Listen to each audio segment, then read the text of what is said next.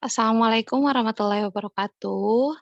Balik lagi ya di pembelajaran sejarah peminatan untuk kelas 11 ya bersama Ibu Syifa.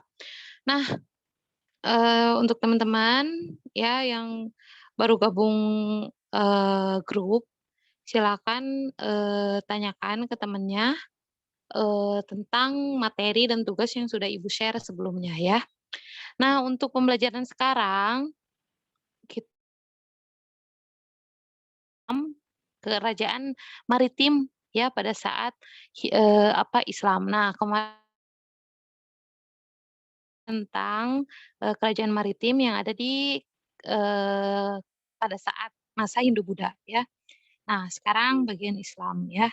Nah, ini Ibu izin, share screen dulu ya.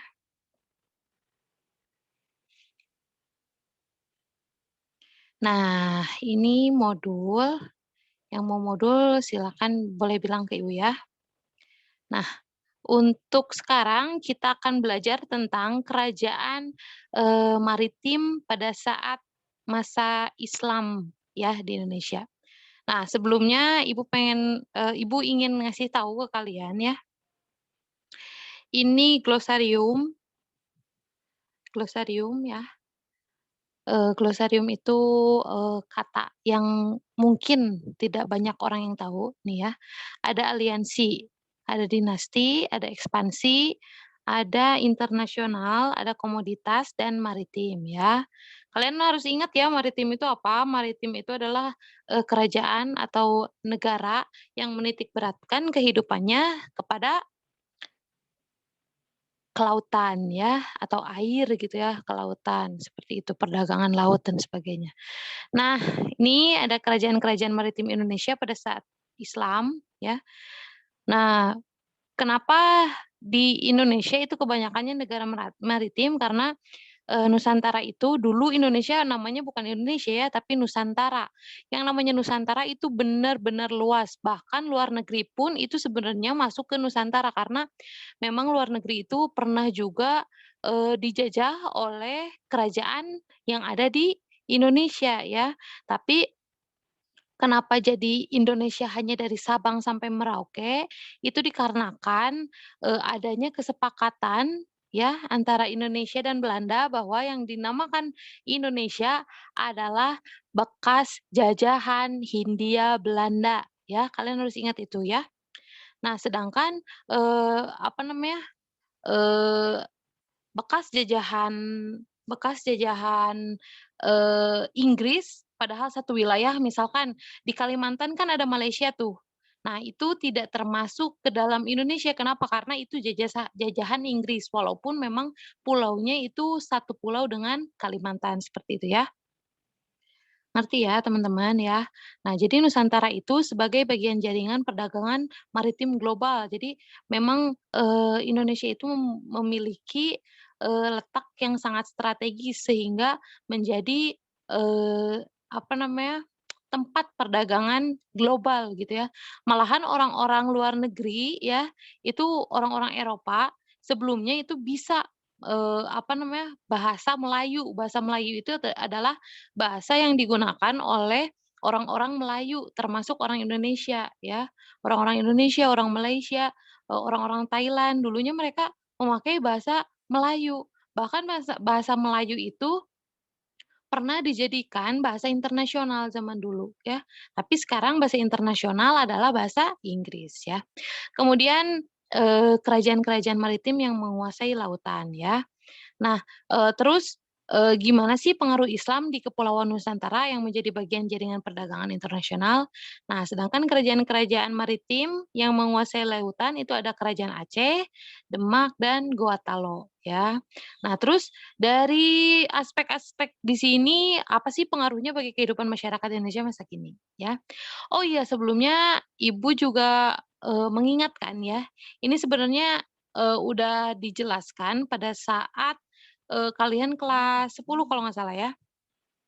Bagaimana, kenapa Islam dapat diterima dengan baik, oleh bangsa Indonesia, walaupun, sebelumnya sudah ada agama yang sudah masuk ke Indonesia.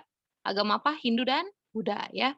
Nah jadi ketika Hindu dan Buddha itu, sudah banyak dianut oleh Indonesia, nah masuklah agama Islam ya. Nah ketika agama Islam, mereka menganggap, "Lah ini apa ya, agama apa nih ya?" Nah gitu.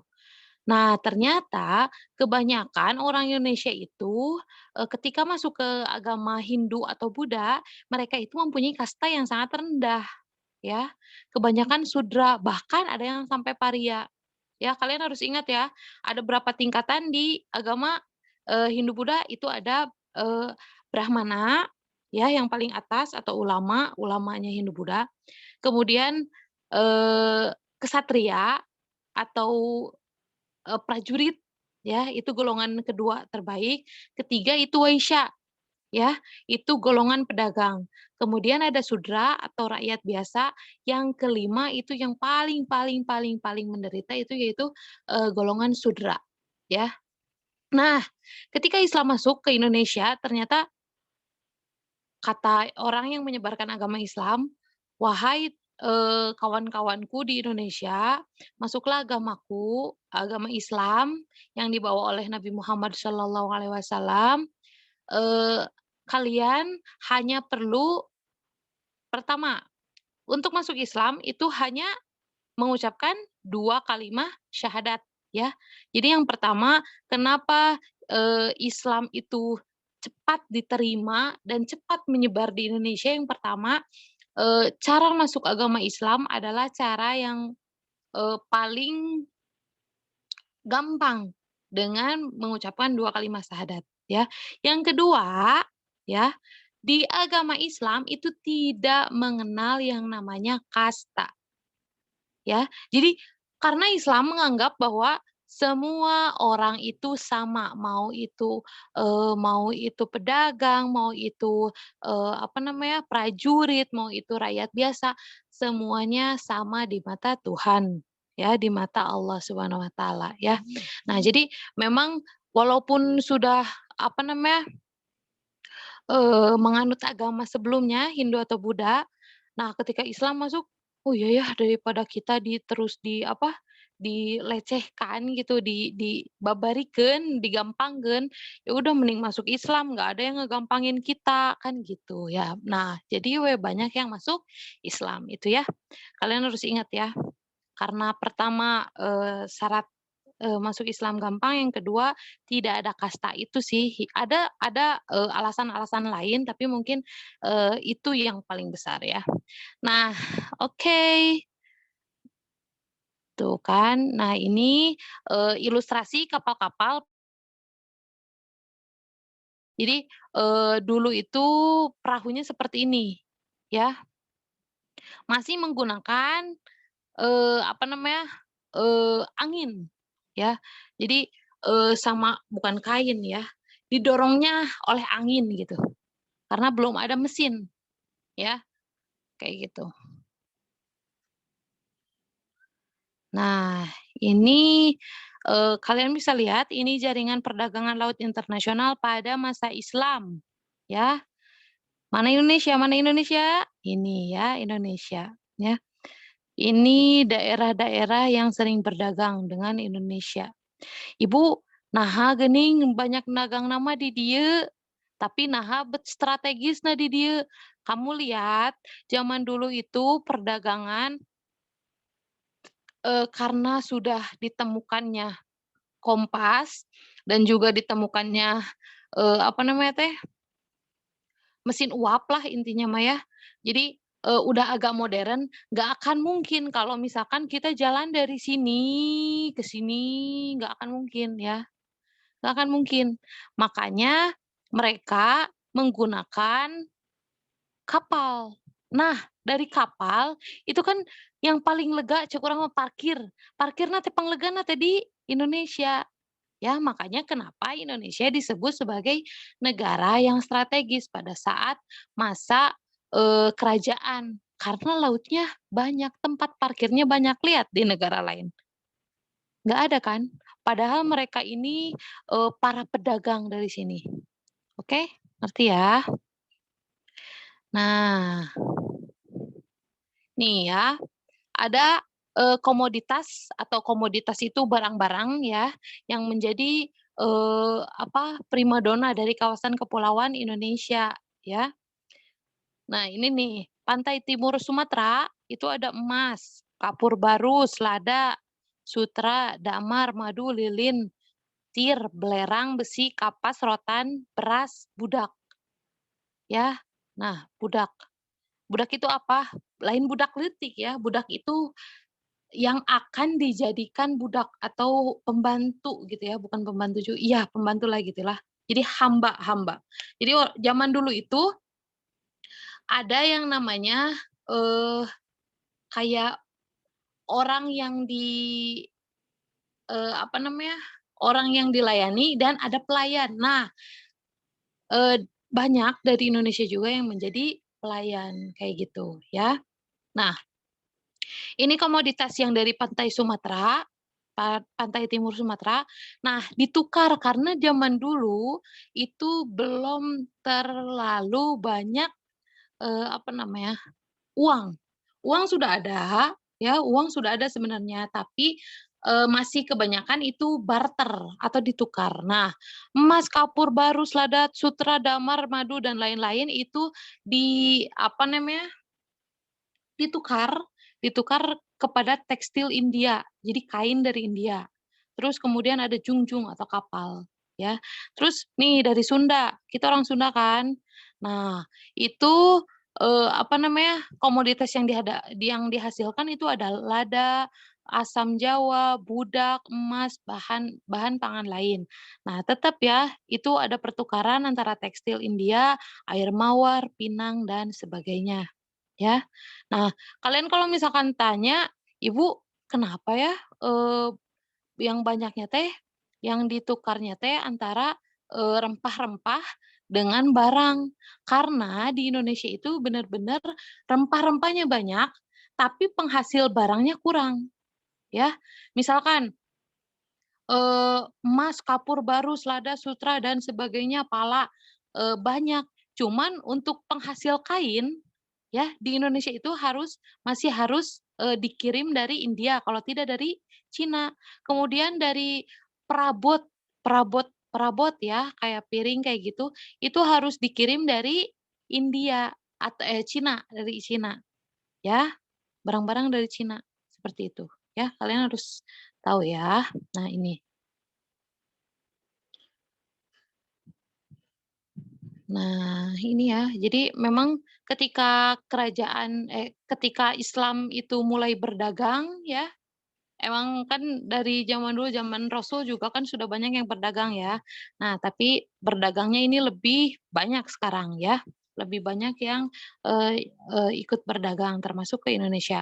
Nah, selain berdagang mereka juga, apa namanya, menyebarkan agama Islam ya.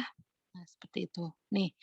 Nah, ini ada beberapa saluran islamisasi di kepulauan Indonesia, ya, beberapa saluran islamisasi atau cara cara orang-orang Arab, India itu, apa namanya, Islam, menyebarkan agama Islam. Yang pertama itu melalui perdagangan.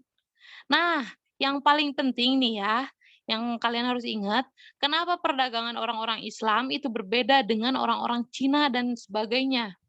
Soalnya apa, di dalam, pedagang pedagang-pedagang orang Islam itu benar-benar jujur, ya.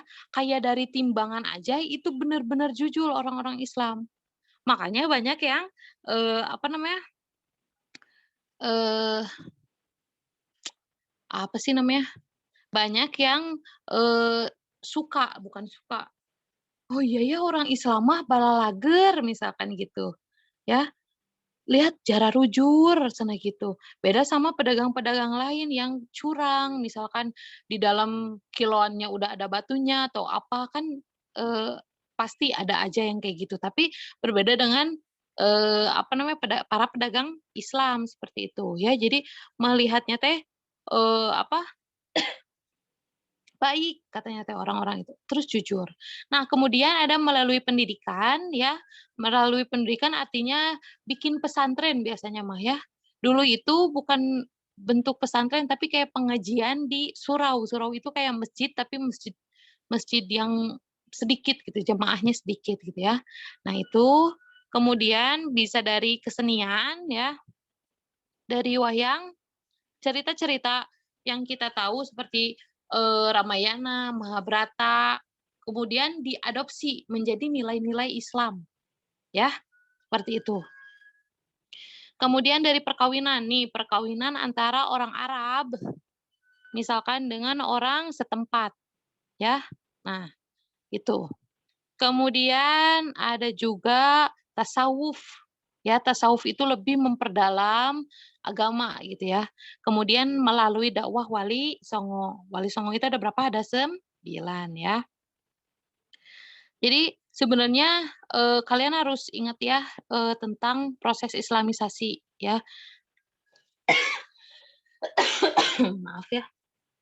Nah, jadi kalau misalkan kalian nanti ditanya teori, kalian harus ingat ya teori-teori tentang masuknya Islam itu ada yang bilang dari Arab langsung, dengan buktinya, ada yang bilang dari India langsung dengan buktinya, ada yang bilang dari Cina langsung, ada juga buktinya, ya.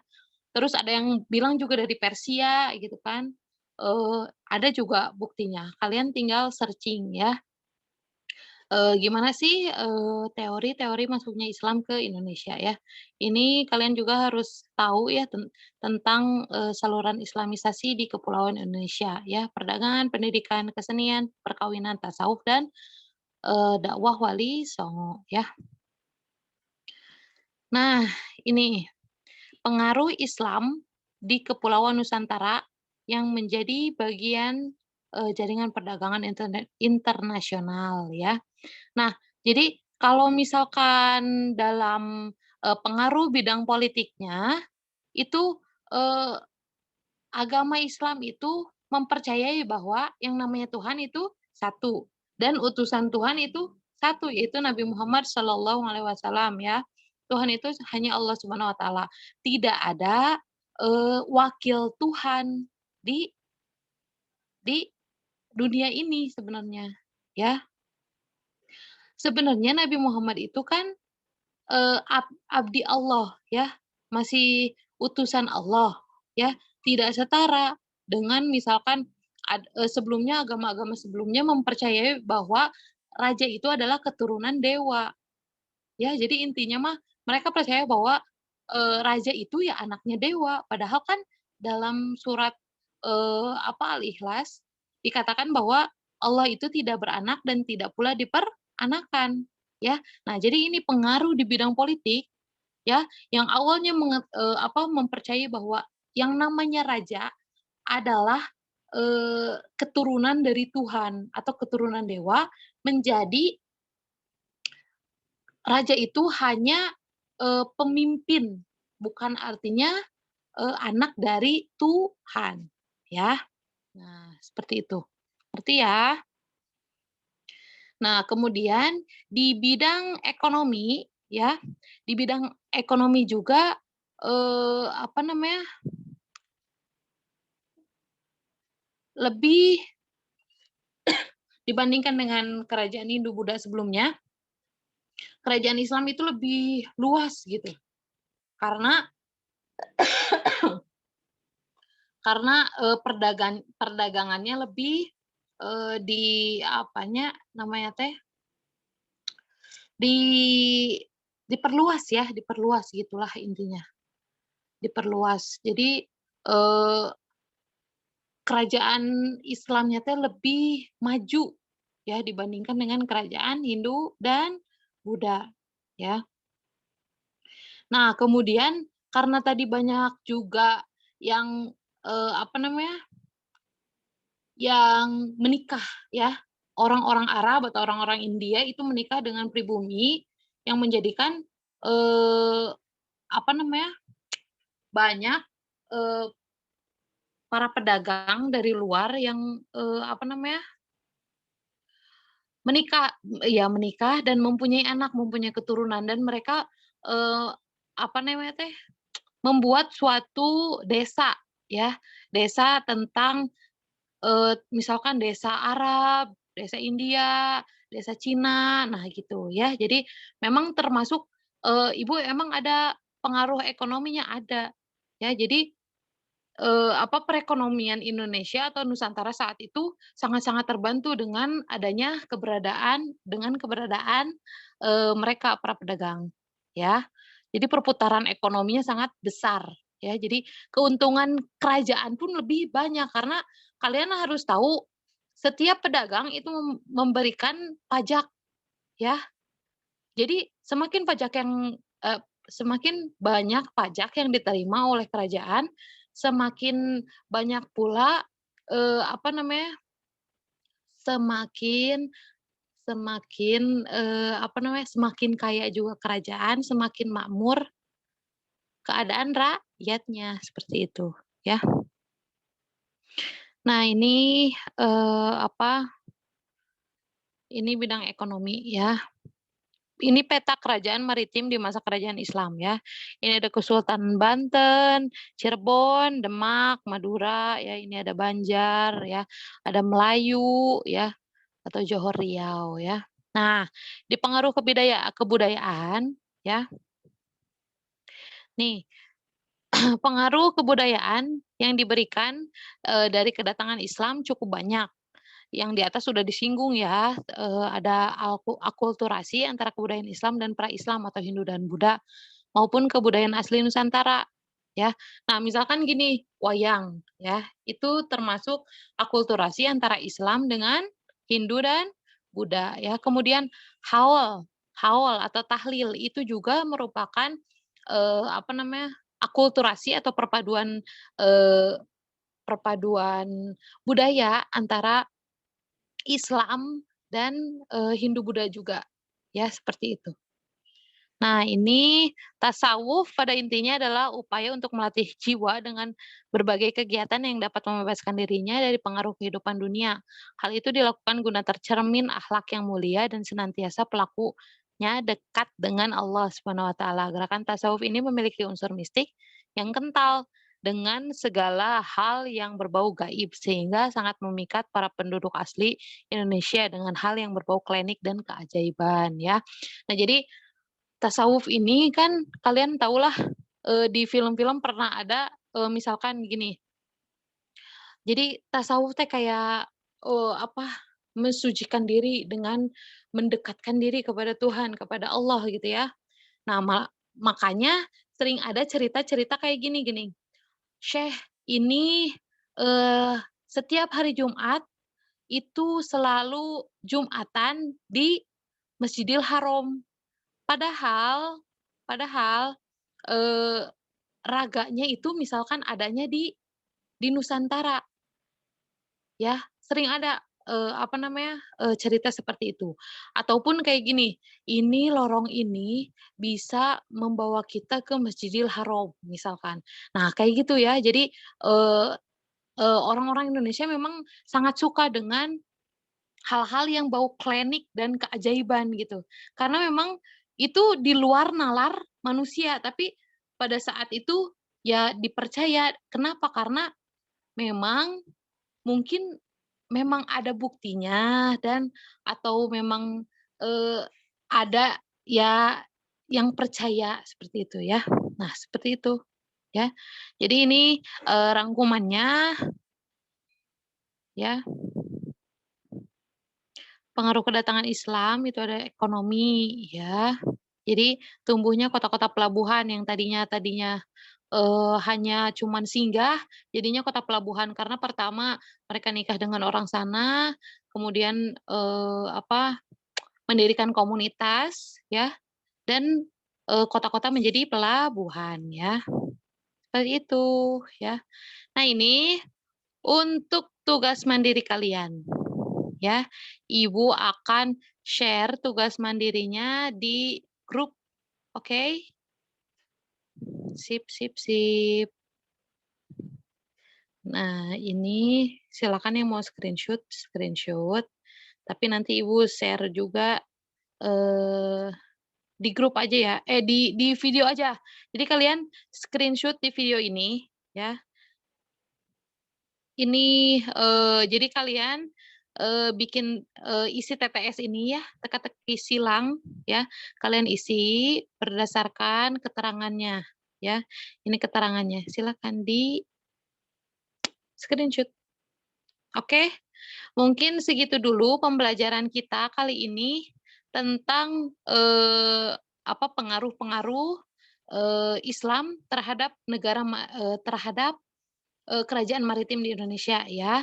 Minggu depan kita akan belajar tentang kerajaan-kerajaannya, oke? Sip. Terima kasih atas perhatiannya, semoga ilmunya bermanfaat. Wassalamualaikum warahmatullahi wabarakatuh. Sampai ketemu minggu depan.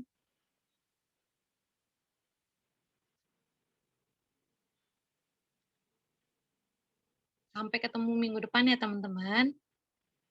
Wassalamualaikum warahmatullahi wabarakatuh.